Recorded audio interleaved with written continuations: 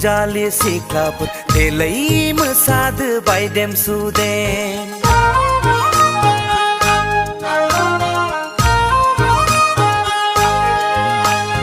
बोथोर गोदाननि रंजालु सेंग्राफोर देहाय रंजादो फालो फालो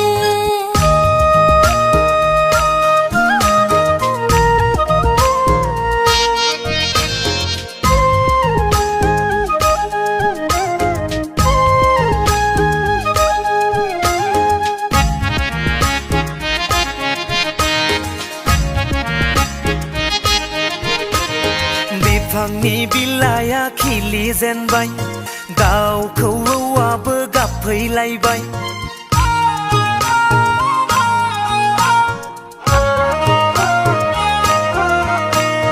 बिफांनि बिलाइया खिलि जेनबाय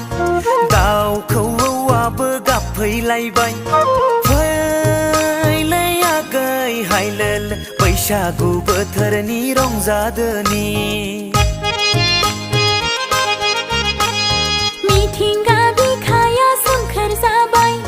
रानस्रावनाय गोसोआव उरायलांबाय मिथिंगा बिखाया सोमखोर जाबाय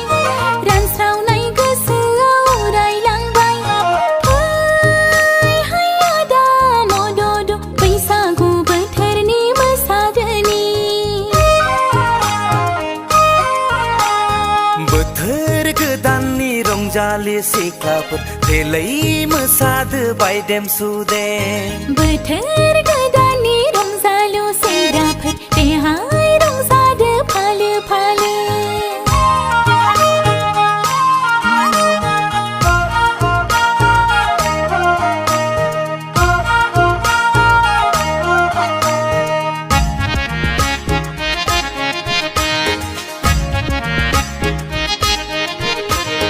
गोसोनि खुसिखौ हमथा हाया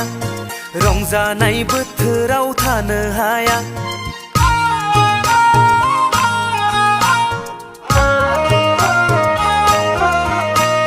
गोसोनि खुसिखौ हमथा हाया रंजानाय बोथोराव थानो हाया फैलै आगै सनाफोर आंनि खाथि खाथि मोसाफैदो रंजालि गोसोखौ दबथाय हाया खाम सिफुं दामब्ला थानो हाया रंजालि गोसोखौ दबथाय हाया खाम सिफुं दामब्ला थानो हाया फै आदा जांगिला आंनि खाथि खाथि खामा दामदो बोथोर गोदाननि रंजालि सिख्लाफोर देलाय मोसादो बायदेम सुदेम